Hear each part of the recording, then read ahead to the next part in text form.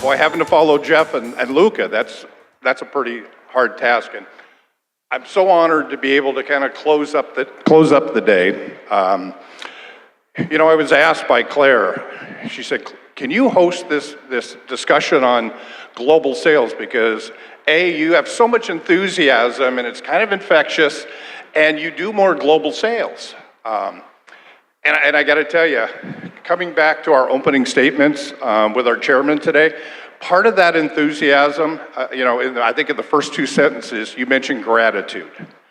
And having the opportunity to work for a company like Absen every day, gratitude is kind of the key in my life. And while we're on that subject, just real quick before I introduce the panel, we hope every day as salesmen trying to show you what we do and how we do, to get some of your time, maybe take you to a lunch and learn. And the fact that most of you have traveled 6 hours to 20 hours to get here, I kind of want to just finish up and again, thank you.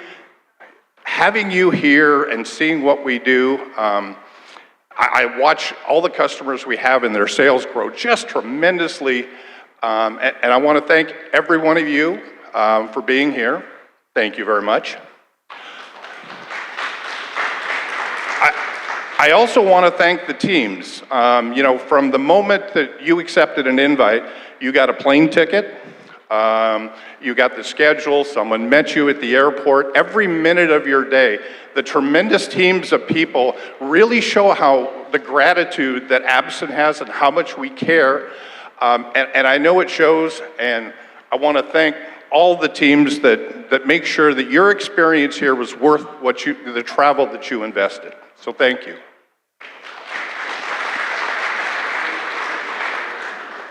And I want to touch on what Ruben also said. One of the keys is sincerity. One of the great parts about my job is I get to go into, we have a wonderful panel about to come up of integrators, consultants, and end user.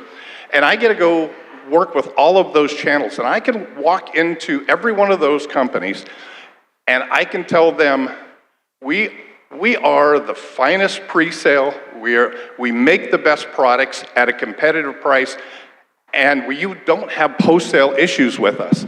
And I can sincerely look every customer in the eye, and I have a plethora of customers that I can refer customers to that have that same experience. To me, that's invaluable. I've worked in the industry for, 30 years. In fact, Jeff, who was up here, I've also had the opportunity to bring some of my good friends over here to Absen, some very talented people, to help generate sales. And I do that because I truly love the people that we work with and the products we sell and have a lot of confidence, in that. So if I can bring the panel up.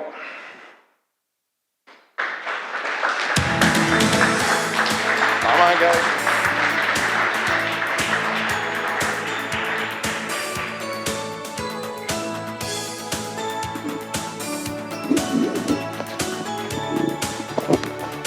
So as I mentioned, a lot of my sales, I cover the Northern Cal area and the Oregon area, so I deal with a lot of Fortune 100s, used to have all the Northwest, so a lot of the customers up in Seattle, Microsoft and so forth. A large or significant portion of my sales isn't just what their needs are locally, but what their needs are in Amsterdam and Paris and do that global rollout. So our topic today is global supplier, and I've got a great panel here. If you could kind of just a quick introduction of who you are and what you do. It's never quick. So just like you, Lee, we are the last group of the day, so I know people want to get out of here and get to the entertainment tonight. So just like you, 30 years in the industry, but for the last 25, I've been working with Royal Caribbean Group, which is comprised of Royal Caribbean Cruises, Celebrity Cruises, Silver Sea Cruises, and we're 50% stakeholders in TUI Cruises. And I've been responsible for all of the entertainment systems, up to and including Merci, Xavier, I don't see him, but from Fidelio, I was the one that brought you it's not 10 meters wide, it's 30 meters wide, LED Absen video wall that's at sea. Now we've got 3 of those ships, and in 2028 there'll be a 2029 there'll be a 4th one. Thank you. Thank you for being here.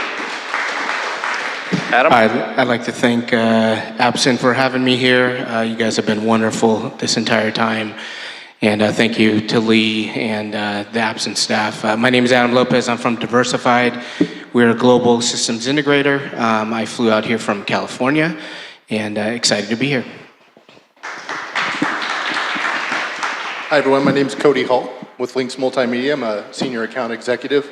I will be brief. I know in the rock and roll business, they tell us it's important to know the distinction between headlining and playing last. So I don't know if that joke translates, but thank you all for sticking around to hear us at the end here. We are definitely playing last, and we're going to get through this. So thank you all very much. Hello, I'm Emily Tang. I'm an independent consultant. Work with basically anybody as long as the project's exciting. D'Angelo and Associates is one of them consulting firm that I work with closely. Happy to be here. Thank you. And I'm Carol Mathis, and I am part of the Midwich Group, specifically Midwich US, and we are a distributor based here in the US. So thanks for having me, Lee. Thank you all for being here. It's exciting to have you here. You know, last year in my area, and kind of just a note about persistence, one of my accounts, Microsoft, during all the pandemic, I would want to have meetings with them, and they would come to me and say, Lee, well, we don't have any budget. Why are you here? And I said, because we care about you. We want to show you what we do, because at some point, you're going to have an application, and we're going to have a solution for that. And last year, we did, I think, 11 executive briefing centers, 6 in EMEA, a couple in Asia Pacific, and a lot of that was we kept talking to our customer about what we're doing, and we listened to what their potential needs were. So one of the questions I have, and particularly for the integrators and kind of a consultant role, people that do the design, is how do you balance, when you're dealing with a Fortune 100 customer that has offices worldwide, how do you balance the need of keeping that consistent global feel, look, and approach that they want, while also balancing the challenges of each individual install with the challenges at the site with power and construction and all that? So from a design standpoint, how do you keep those two in line? I could take that first. So Diversified is a global systems integrator. We have offices around the globe, and we have many clients that are enterprise global clients. And we have a great procurement team. We have global category managers that work specifically with Absen. And as part of our program, we have defined global standards with many of our vendors and our top tier vendors. And that allows us to deliver consistency, and that's what our global clients want. They want to have a consistent delivery regardless of which office they're working with, regardless of what country they're in. And being able to get information from Absen on how tariffs are going to impact us ahead of time, seeing the roadmap, is super important, because we are transparent with our clients and we can provide that information to them, help them make decisions on timing, as well as make decisions on making sure that they're buying a consistent product. Excellent, thank you. Cody? So first, I think being here this week and experiencing Absen with all of you, it's been a very humbling and eye-opening experience. The global standard is defined here. You're the industry leader. What we're seeing here truly defines everything that cascades down to what we do. As a international community, as regional integrators, and then in my local community, it's incumbent upon us to carry your standards into our local markets. And that means translating what you do here into our local electrical codes, the differences even between your market and my market, where you're dealing with different seismic requirements than I am, right? We carry that into our local communities, and then I think we then define that by a consistency in user experience. How this looks here now to all of us is how it needs to look in Denver, is how it needs to look in San Francisco, is how it needs to look across the globe. We need to record that and put that on a commercial. Emily, how, as a consultant, How do you balance that when you've got locations, say, in Sao Paulo and Paris and Johannesburg, and keep all the local needs of what they need, but keep that same consistent look and feel that corporate's looking for across all of the offices? Yeah, I think other than technology, the hardware, you want to try to be consistent, like Adam first mentioned. Consistency is key, but also you do want to leave the little percentage for the little adaptability to the local preferences. Whether that's power, right? Powers are different in different places of the world. There's different best practices in terms of operation side, where certain region they operate a certain way between EMEA and LATAM and different parts. So you want to have that like small percentage to have that flexibility to have adapt to that local preferences. As long as the overall core is remaining that consistency, I think that will give the best to all. Yeah. Thank you. Chris, kind of a question for you. The product you put out there, those wonderful ships, they take a long time to build. How do you manage the technology so that you want to be on the front end and see the coolest things you can put on there, but that ship might not be ready to build. It may take 2 or 3 years. How do you manage that to make sure you've got the technology that's in the future and you're not having something that is end of life? Very difficult. The contract with the shipyard is typically 3 years from design to delivery.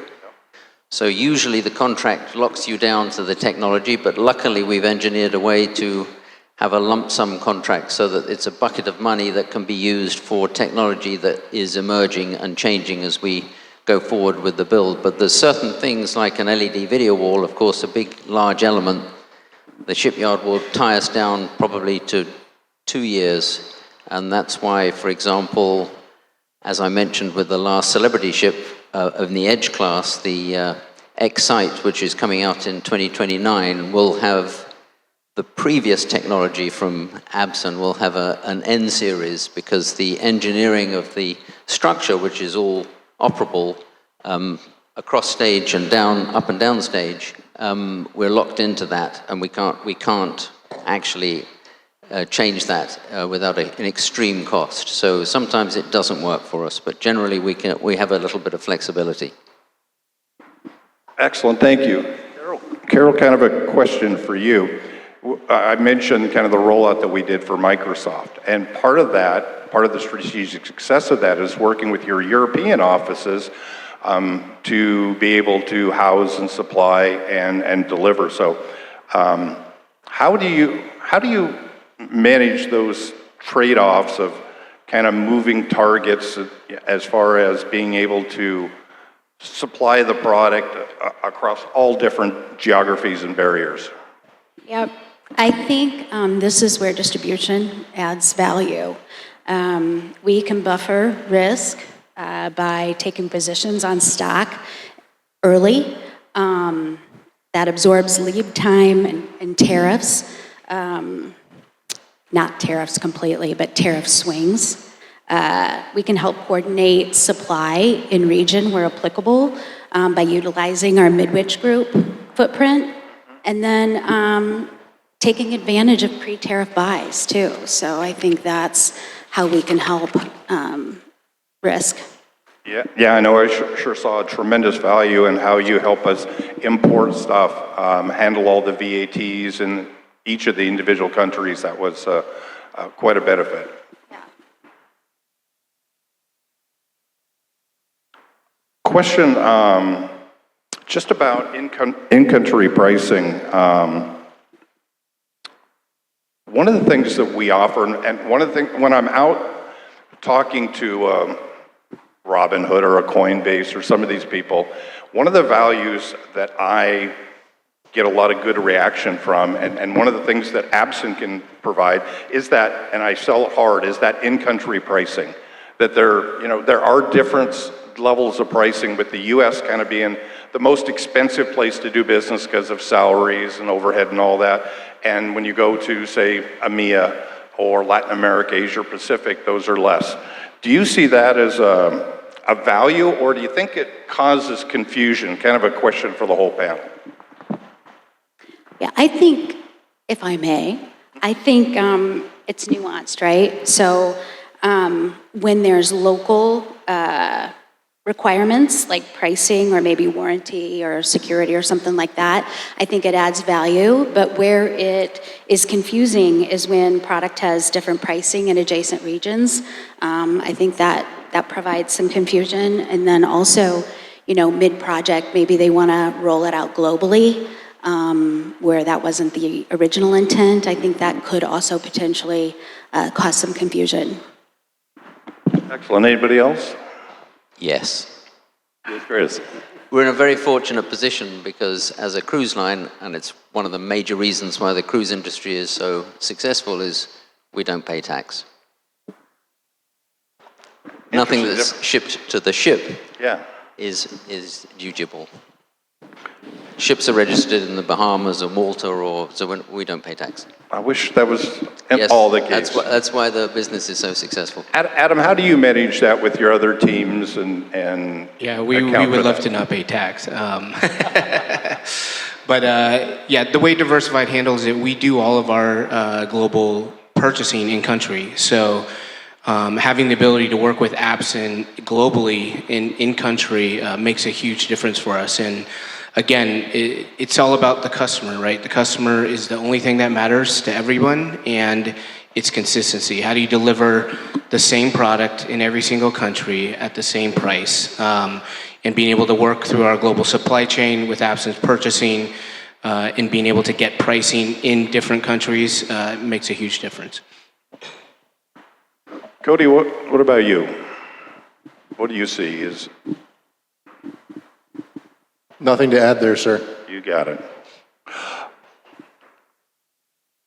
Question for when we're dealing with a lot of international companies that have multiple offices, there's always that potential for channel conflict. They want the manufacturer to be involved, but a lot of times they want to buy from the manufacturers. One of the things we don't do. There's always that debate, kind of direct versus indirect. How do you manage that? Let me give you an example. I had a discussion with a client the other day, and a potential new client. We're talking about a lot of opportunity, and they asked me the question. They right off the bat said, "Well, do you sell direct?" And my answer was, "You don't really care." And they go, "Huh? We do." And I go, "No, you don't. You enable that bad behavior all the time." I said, and I listed several other manufacturers. And sure enough, they came back and said, "Yes, we do business with all those manufacturers." And then gave me examples of how that manufacturer, if the deal was big enough, took the business away from them. So one of the things I love about our company is the integrity, whether it happens to be Universal Studios, a Microsoft, and NVIDIA, doesn't matter who it is. One of the things we do is work through our channels. For you two, more on the dealer side, is that a value to you? Yeah, it's a huge value. I mean, we truly look at Absen as a partner, right? So as projects come in and clients are always looking for the best price, right? And the best deal. And sometimes they think they can go direct and get the best deal. Many of the clients that I work with are global enterprise clients, and just to be able to do business with them, you have to have an MSA, which can sometimes take 6 months to get in place. So sometimes that's not an option for vendors to go direct. But the trust that we have with Absen and being able to talk about it openly and respectfully when those situations comes up, have always been very smooth with Diversified and Absen. We can talk about it, we can understand it, and then we can promise the customer that look, even though you're buying through an integrator, you're still getting the same price and you're getting so much more value. We're the service provider. We're the first people that are on scene. We're talking to Absen support. We're handling the RMAs and the process of that as well. And so you have to prove out your value, and that is what we do in those situations. What value does a distributor bring to you in that equation? I would say, distributors are a big part of what we do, and we have many distributors that we work with, including Midwich, right? And they bring a big value of being able to hold product, in the U.S. and globally. They provide sometimes better terms for us. We also get, we have deals with them because we buy multiple products from them. So they add a lot of value to the process, and sometimes it's easier and better for us to go through distributors. I can help you with that quick turnaround time too. I have stock. Yeah, I'd just like to pile on. I think distribution is pivotal in providing, the regional and the local inventory, which empowers us as integrators to be true partners, right? I think the day two support that our teams are able to provide is nothing without a support structure that starts here, flows through them, and down to us. Outstanding. As each country is a little bit different when you might be working with a U.S. company versus EMEA and South America, how much does, or what value does having and you've heard kind of our green energy, and how much value does trying to be carbon neutral and using less power play in your decisions to be able to support, say, a headquarters here in San Francisco versus one of their offices in the Middle East? Yeah, I could talk about sustainability all day long, and we're starting to have customers actually ask us to meet certain LEED certifications that when product ships to us, every single piece of cardboard and packaging material has to be recyclable. We had a client come to us, and we had 400 displays that had to be installed. Well, they shipped with a stand, and that they weren't going to be used because they were all installed on the walls. They wanted all of those stands to go back to the manufacturer so they didn't go into landfill. So we're starting to really get, the questions about sustainability, meeting sustainability, and being able to provide products that meet that globally. It's a difficult thing for manufacturers to handle, but it's something that, Absen should absolutely focus on. If all the material is recyclable, you're able to go into eco mode to save for power. It's a big advantage. Emily, with some of your customers, and you were a long-term play for Meta for 10 years. How important is that to you? And how much can you put a value on it? Okay, so here's the deal. If you just say the end user is based in one country and they have global projects, they needed to be deployed all over the world. Between the manufacturers, they still want that one main point of contact, regardless of where the project is, because it's just not internally, but also with the vendors. We want that consistency. We want that one point of contact. So let's say you're dealing with this client based in US, but doing global projects, but you understand their consistency of their expectation already, right? And so instead of having your regional team to deal with different projects in different parts of the world, having that one point of contact is very important for the end user, in my opinion, based on my past experience. Cody, Gerald, well, see where we are. We've got about 5 minutes left.